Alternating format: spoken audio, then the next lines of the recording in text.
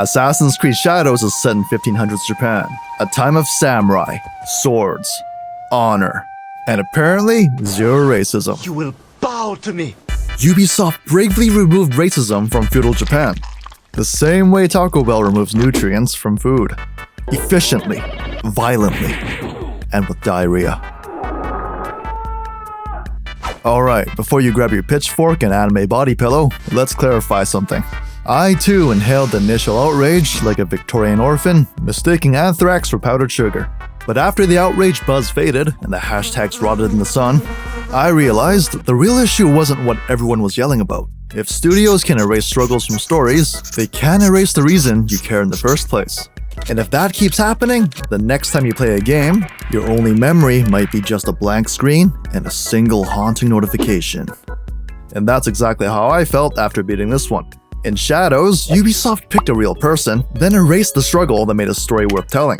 If you sand off all the sharp edges, all you've got left is a ball. And the only balls I'm interested in playing with are my own. Did you know Ubisoft went 13 whole games without letting you play as a real historical figure? 13. At that point, it might as well have been a stone tablet carried down from Mount Sinai by Moses himself. Ezio, fiction. Bayek, fiction. Shay Cormac, Irish. So, basically a cryptid. And then boom, Yasuke. 6 feet of myth and mitochondria dropped into the plot like someone mashed randomized character and character creation. Imagine begging for years for a pirate game, and Ubisoft finally gives you Assassin's Creed. Somali pirates. I'm the captain now. Wait, hold on. Better example. AC4 finally drops, but instead of Edward Kenway, we got Zheng Yisao, actual S-tier pirate queen and certified legend. Sounds great, right? But let's be honest, the fandom? They probably wanted Jack Sparrow, not Mulan with gunpowder. Ubisoft could have just said, "We just think Yasuke is cool, But no, they had to go full TED Talk. "We want you to experience Hido Japan through an outsider's eyes." Dude, my French accent fucking sucks. And so the game opens. Yasuke enters. Speaking flawless Japanese like Duolingo held his family hostage. Nobunaga looks at him like his Uber Eats order just arrived. And you, me, everyone playing, has one question. How the hell does Yasuke know Japanese? Yasuke actually lived in Japan for 2 years before he met Nobunaga, spoke the language, earned respect, not just roll up like, "Konnichiwa, I'm not a demon. Would you like to hear about our Lord and Savior Jesus Christ?" He was bestowed the gloriously vague title of Nobunaga Swordbearer, which, depending on your level of historical literacy or fanfiction addiction, either means trusted warrior or emotional support mascot. The actual meaning is debated more furiously than whether eating a slowpoke tail makes you a war criminal or a connoisseur. But hey, let's not kid ourselves. Assassin's Creed Hold My Katana Edition doesn't exactly scream bestseller. I spent more time learning the backstory than Ubisoft spent writing it. That's like buying a Lego set and finding out the instructions are just a TikTok dance tutorial. Here's where it gets spicy. Historically, Yasuke was so rare, crowds gathered around just to stare. Some people tried to scrub his skin off, assuming he had fallen into a vat of Sharpie ink. But in this game, sure, a few NPCs do a double take and point like they just spotted Bigfoot. But get closer, they bow like it's just standard protocol. It's like Shaq got isekai'd into a Jane Austen dinner party and everyone's just refilling his teacup. And just when you think Ubisoft might actually let tension get real, they debate us with this Oscar-worthy cutscene. It looks like these guys are about to drop the ancient Japanese equivalent of a slur. But, plot twist, they're actually pointing at the old geezer standing right behind them. The fuck y'all looking at? Bare minimum, I thought maybe some kid NPC might ask, "Oh, Ka-san, why does he look like that?" I've had it happen to myself while traveling, and the only thing Yasuke and I have in common is our height and disappointing everyone who sees us naked. I'm not saying we needed literal clan members, though to be fair, Assassin's Creed already has a surplus of white hoods. They're halfway there. All I wanted was more than a crumb of outsider tension. Something beyond a stare and a script-triggered bow. Instead, Yasuke gets more plot armor than Geralt's bathtub. I mean, Connor understood. You're also going to need a new name. Your skin is fair enough that you might pass for one with Spanish or Italian blood. Better to be thought a Spaniard than a native. and both are better still than I. That is not true. Ubisoft literally coded an entire identity swapping mechanic for Aveline, letting her survive 1700s New Orleans by switching roles: slave, lady, and assassin. Meanwhile, Yasuke walks through 1500s Japan like he's Mr. Nimbus. He's Mr. Nimbus. He controls the police. Need proof? Play as Naue, kill a guard, and samurai descend upon you like Twitter after a bad take. Yes, I did this. Play as Yasuke, kill a guard, and... Samurai, please stop. Did you kill them? They left me no choice. What a fool to cause you trouble. Bro, what? To be fair, Yasuke is massive. He towers over every NPC like a kaiju cosplayer. So maybe they're just afraid of the floor becoming their new neck. So ask yourself, gentle viewer, if Assassin's Creed was your window into the past, what does it teach about being black in 1500s Japan? That being an outsider means getting VIP treatment? And for the, it's a historical sci-fi, it's not that deep crowd? Sure, but even sci-fi needs rules. People throw out the same defense. You literally fist fight the Pope. Yeah, Rodrigo Borgia was the antagonist. Of course we fight him. And he's literally an obese geriatric. It's not exactly challenging. I'll even throw those guys a bone. We've stabbed Medusa, interrogated a Sphinx, been spiritually roofied into Valhalla, and even pinned down George Washington during a constitutional ketamine trip.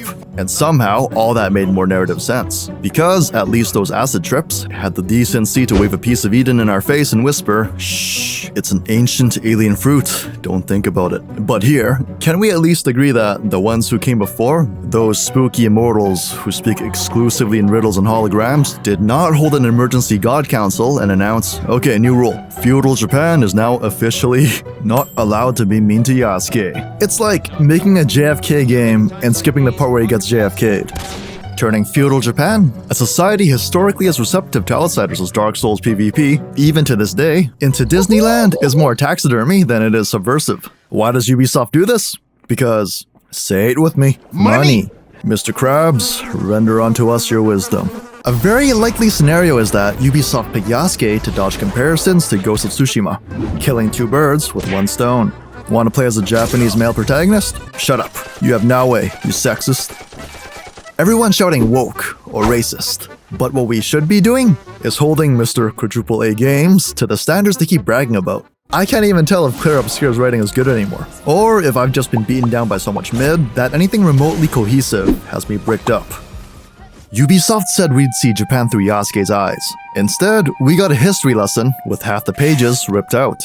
But hey, maybe I'm wrong. If so, roast me in the comments. The best insult gets immortalized on the board. Last time we got, you sound like an angry conservative. Oh yeah? You know what you sound like? You sound like you're right. I'm just kidding. Agree with me even a little? Hit like. Feeling brave? Tell me how Ubisoft should have shown Yasuke's outsider experience.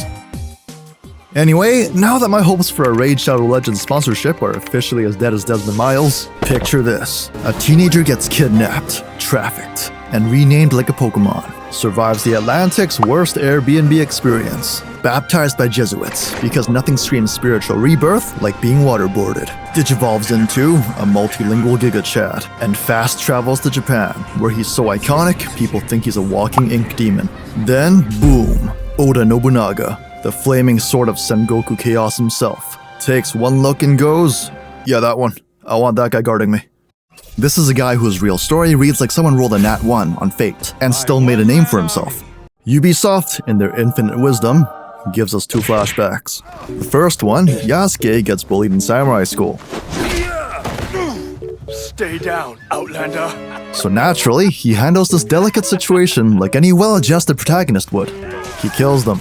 Apparently, just like in real life, racial tension is solved via manslaughter, because Nobunaga knights him on the spot. And the second, his mom's execution on the slave ship. Yasuke catching a bullet, some random assassin guy pops up. Who is he? Hell if I know, but we'll probably find out later for 1999. Yasuke jumps off the ship, and then, boom, he's casually vibing with the Jesuits like it's freshman orientation. It's like watching John Wick, but you only find out the dog died in the credits. You'd think the whole point of picking Yasuke was to show us his whole journey. Instead, Ubisoft hit skip cutscene and dropped us near the end of it. Anyway, meet Ubisoft's Yasuke, the most broken weapon in feudal Japan. The man, the myth, the 300-pound blunt instrument Ubisoft shot-putted through their plot like a flaming trash can through a stained glass window. When I first saw the trailers, I figured he'd be the usual Ubisoft bruiser. And yeah, we were right. They wanted his gameplay to contrast Naoe's stealth. After all, it's hard for the only black guy in feudal Japan to hide in plain sight. So, instead of climbing walls, he smashes through them like he's the Kool-Aid man. The only protagonist who can jump off a pagoda, land on his nuts, and the ground apologizes. Oh shit, I'm sorry. I half expected Ubisoft to meme it up and make him unable to swim. And honestly, it works. Maybe a little too well. Not only is his combat effortless, but Yasuke regenerates health faster than Wolverine with Canadian healthcare. We get to play this near-invincible samurai, except they skip the part where we give a damn. We meet Yasuke at his final form. Fluent, respected, zen as hell, which makes it even more annoying. I actually liked Ubisoft's version of Yasuke. Not because he's OP, but because they made him a pretty cool guy. Send 3 or 30, it matters not. But a cool skin doesn't fix a hollow core. Yasuke's only conflict? Mitsuhide betrayed Nobunaga. I must avenge him. So he joins up with Naoe and gets handed a checklist. Kill betrayers, loot betrayal gear, collect 12 clan flags. Look, I know it sounds like I'm beating the same dead horse harder than I beat my own meat, but that's because for Yasuke's story, there's nothing else to hit.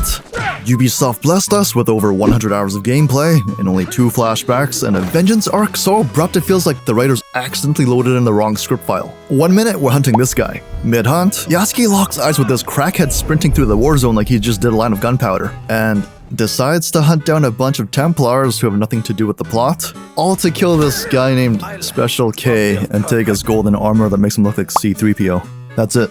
He's practically treated like royalty from minute 1. He gets more romances than a Mass Effect protagonist. And not just the men, but the women and the children too. And that's when it hit me. This wasn't just lazy writing. This was Galaxy Brain 5-dimensional chess. Ubisoft did a calculated speedrun for pissing off half the internet. The haters, the people who saw through the PR, and that one dude in every comment section who thinks woke is a Pokemon move. Instead of going full send on Yasuke's outsider story, they cranked the spotlight on Naoe and tossed Yasuke a flashlight, and not even a good one. More like those sketchy gas station keychain lights that work for like 3 seconds before exploding. Want proof? Just compare their storylines side by side. And therein lies the true war crime. Yasuke had it all. A backstory forged in fire and chains. A setting marinated in blood and honor. Ubisoft stared at that narrative gold, shrugged, and then just handed us a Chuck E. Cheese token. But wait, the E was kinda smudged. So they snatched the E out of Yasuke to patch it up, leaving us with "You suck." Imagine Yasuke as he should have been. Day 1, he bows so long, he accidentally invents yoga. Fumbles chopsticks so hard, the locals assume it's some secret Portuguese torture method. Every word he says, instant NPC side-eye. Chin Chin Daisuke. The man suplexed the sumo champion right in front of Nobunaga. And Ubisoft was like, no one wants to see that. Let's do a litmus test. Ready? If you strip out the 2-minute slave ship cutscene, swap Yasuke for Tom Cruise, and nothing breaks, congrats. You just wrote a black reskin of The Last Samurai. Better yet, just make Yasuke the side character Ubisoft obviously wanted. A living legend who shows up, flexes on everyone, and then disappears before he gets too interesting. Replace him with an original samurai protagonist. That way Ubisoft doesn't have to keep badly hiding their own "we swear this isn't a PR stunt" face. Or hell, just let Naoe solo the whole game, so we can avoid moments like this. I have to get to Sadaoki. You want a working template? Just flip back a decade and marinate in nostalgia. Adewale, first mate to Edward Kenway, built like a Greek statue, introduced with actual charisma, tested through conflict. And so memorable, Ubisoft gave him his own DLC, then kill him off next game just to twist the knife. Let Naoe steer the plot ship. Meanwhile, Yasuke's the legend who haunts the background, lurking in every cutscene like some samurai slender man. He's not your protagonist. Half myth, half loading screen tip. Later, you drop the DLC. Turns out, Yasuke is the whole reason Naoe even made it past the tutorial. Let us live his nightmares. Feel the weight of being Japan's living ghost story. A shadow. Or perhaps a man. Make us earn the legend. The raid. Shadow legend. And everybody wins. Without struggle, there's no arc. Without resistance, there's no legend. It's like playing a game with every cheat enabled. Fun for 5 minutes, then you skip the dialogue. Then you skip the cutscenes. Then you're staring at your monitor, hollow-eyed, wondering why you just spent $70 on a digital serotonin deficit. Congratulations, you've 100%ed Assassin's Creed Shadows. New Game Plus is just the uninstall button. But who are we kidding? What sells is samurai drip, ninja parkour, and enough collectibles to distract you from the fact that 80% of the map is just forest and recycled quests. But maybe that's the real tragedy. Yasuke fought to be remembered, Ubisoft fought for your wallet, and made damn sure you'd never truly know him. Because God forbid Yasuke's pain and loss actually meant something, or earn him anything other than this Templar armor. The guards fold, the kids bow, even the horses are like, "Shit, son, is that Yasuke?" Meanwhile in Italy, Ezio's family gets publicly noosed within the first 5 minutes, and the entire country is hunting his ass from then on. If you made it this far, congratulations. You've now experienced more emotional growth than Yasuke does in 100 hours of Ubisoft gameplay. Take a bow. Or better yet, take a moment to comment the one scene that should have been added. Bonus points if you make me cry, or vomit, or cry vomit. And of course, smash that like button, because nothing is true and everything is permitted. Wait, did they even say that in this game? They didn't! They actually removed the creed from Assassin's Creed. Anyway, like always, thanks for watching.